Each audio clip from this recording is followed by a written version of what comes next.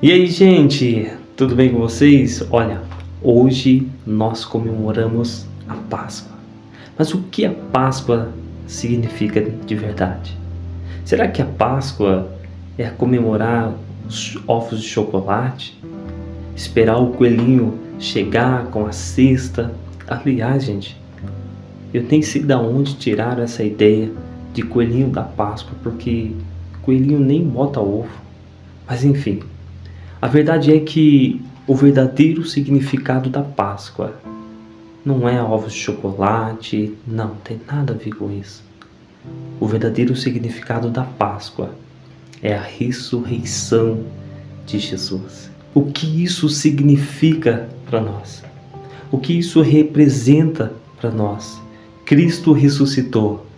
Sabe o que isso significa? Libertação.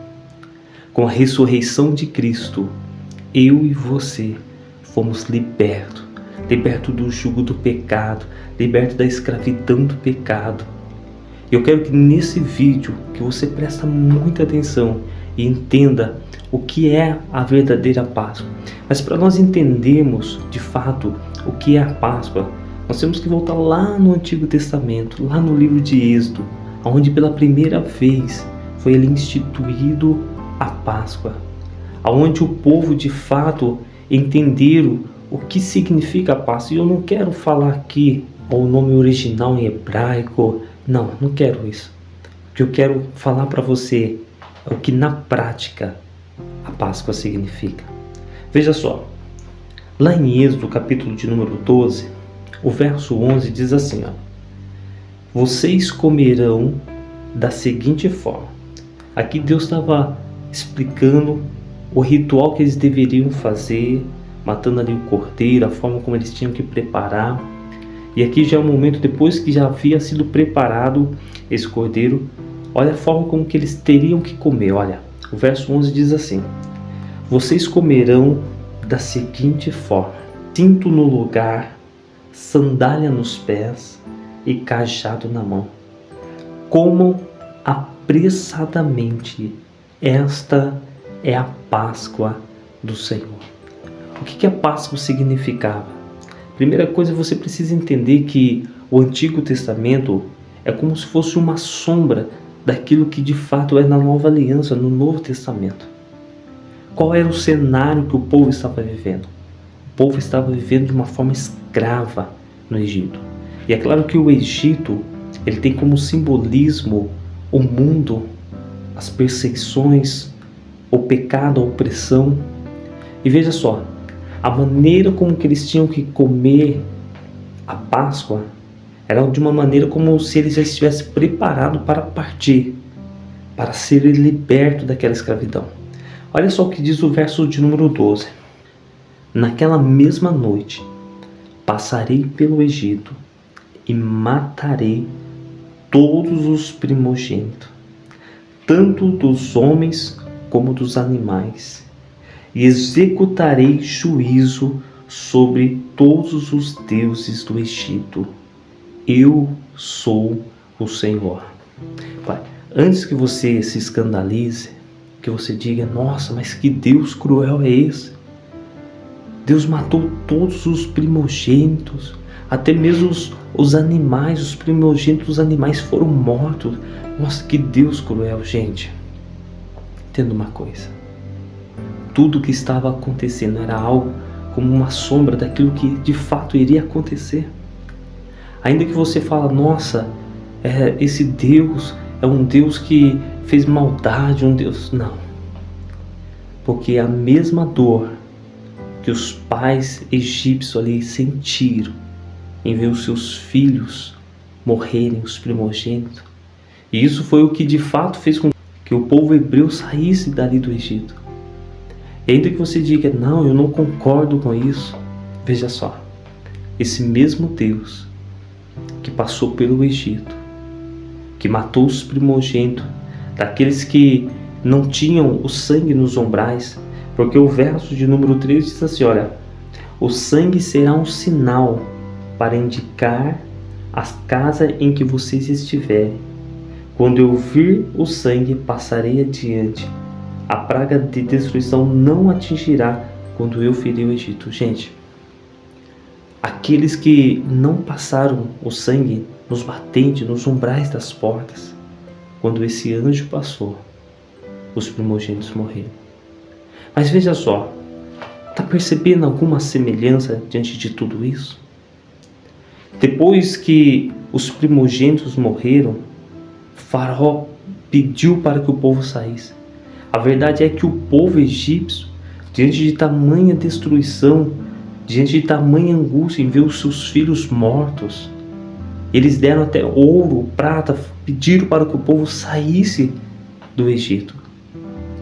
E foi assim que o povo conseguiu sair. Páscoa significa a passagem, a libertação. E veja só, não há alguma semelhança entre a antiga aliança e a nova aliança? Veja só, você que falou, olha, que Deus cruel, um Deus que matou os primogênitos, o que foi que Deus fez para te salvar, para te livrar da perdição eterna, da condenação eterna? Sabe o que Ele fez? Esse mesmo Deus que você talvez se assustou e disse, olha, um Deus cruel, um Deus que matou os primogênitos, esse mesmo Deus, Ele entregou o seu Filho unigênito, Jesus Cristo, para morrer naquela cruz. Lembra lá de João capítulo 3:16? Porque Deus amou o mundo de tal maneira que deu o seu Filho unigênito para que todo aquele que nele crê não pereça, mas tenha a vida eterna. Tudo aquilo que aconteceu lá no Egito estava representando aquilo que viria a acontecer com o nosso Jesus. O nosso Senhor Jesus, mesmo não tendo culpa nenhuma, mesmo não tendo pecado, mesmo não precisando passar por tudo isso, Ele veio a este mundo e morreu naquela cruz por mim e por você. Agora eu falo para você, você acha que foi fácil para Deus ver Jesus pendurado naquele madeiro, diante de tamanha tortura que Ele passou, que Ele enfrentou durante todo o processo de julgamento, que foi um dos julgamentos mais desonestos de toda a história? Você acha que foi fácil para Deus? A palavra do Senhor nos fala lá em Mateus, no capítulo 27, o verso 46, olha só. Por volta das 3 horas da tarde, Jesus bradou em alta voz, Eli, Eli, lama sabachthani, que significa, meu Deus, por que me abandonaste?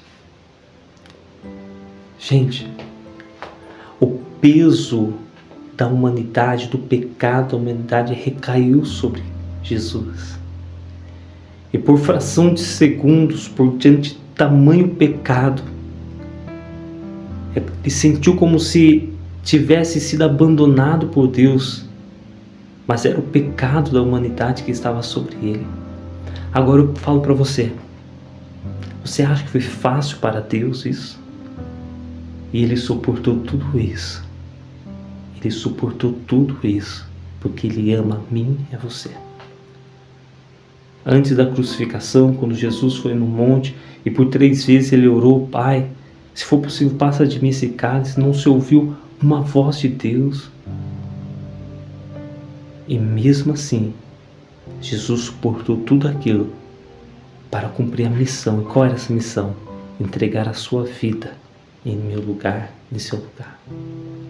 A verdade é que se Jesus apenas tivesse morrido, seria apenas mais um mártir como tantos outros que entregou a sua vida por uma causa justa, uma causa nobre. Mas a verdade é que o nosso Senhor Jesus, Ele cumpriu o seu chamado, a sua missão aqui na terra, que era de viver sem pecado, entregar a sua vida naquela cruz, morrer por mim e por você.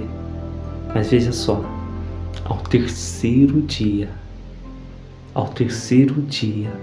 numa manhã de domingo, o Espírito Santo o ressuscitou. Esse mesmo Espírito que habita dentro de você, que habita dentro de mim, esse mesmo Espírito, Ele fez com que o nosso Senhor Jesus ressuscitasse. Ele não ressuscitou apenas em espírito, uma aparição de espírito andando na terra, não. Era o nosso Senhor Jesus que ressuscitou em carne e osso. As pessoas podiam tocá-lo. As pessoas, quando viram ele ressurreto, ficaram maravilhados. E tudo isso foi porque o Espírito Santo ressuscitou. E com a ressurreição hoje, eu e você recebemos aquilo que de fato a Páscoa significa, a libertação. Mas que libertação é essa? A libertação do jugo do pecado, a libertação da escravidão do pecado. Cristo morreu para que eu e você pudéssemos viver. Cristo entregou a sua vida naquela cruz, pagou aquele preço que nós devíamos, para que hoje eu e você não vivêssemos diante do jugo do pecado. Você que talvez está vivendo uma vida infeliz, você que está vivendo uma vida de angústia, uma vida que você se sente culpado pelas coisas que você fez lá atrás, eu quero falar para você, olha, o preço já foi pago. Deixe esse fardo, porque Cristo já pagou naquela cruz o preço pelo seu pecado, o preço pelo meu pecado. E Ele te liberta. Ele te liberta de todo o jugo, de toda a condenação. Ele te liberta de toda a culpa. Então receba hoje o verdadeiro significado da Páscoa. E que significado que é esse? Libertação.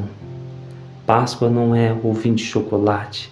Páscoa é a libertação dos nossos pecados. E nós cristãos não lembramos apenas uma vez por ano. Toda vez quando nós participamos da ceia do Senhor, nós lembramos do seu sofrimento e também lembramos da sua ressurreição. Quando nós tomamos o pão, que tem o simbolismo do corpo de Cristo que foi rasgado, que foi moído por causa dos nossos pecados. E quando nós tomamos o suco de uva, que tem o simbolismo do sangue de Cristo, esse sangue que nos purifica dos nossos pecados, que nos purifica das nossas culpas, esse sangue que é o símbolo da nova aliança que Ele fez conosco. Quando nós participamos disso, nós estamos lembrando do que Ele fez por nós e do que de fato Ele representa em nossas vidas. Então hoje, celebre a Páscoa, mas celebre a verdadeira Páscoa, alegrando-se no Senhor, porque Ele morreu para que você pudesse ter vida e Ele ressuscitou para te dar a garantia da vida eterna. Guarde essa palavra e lembre sempre, fique com Deus.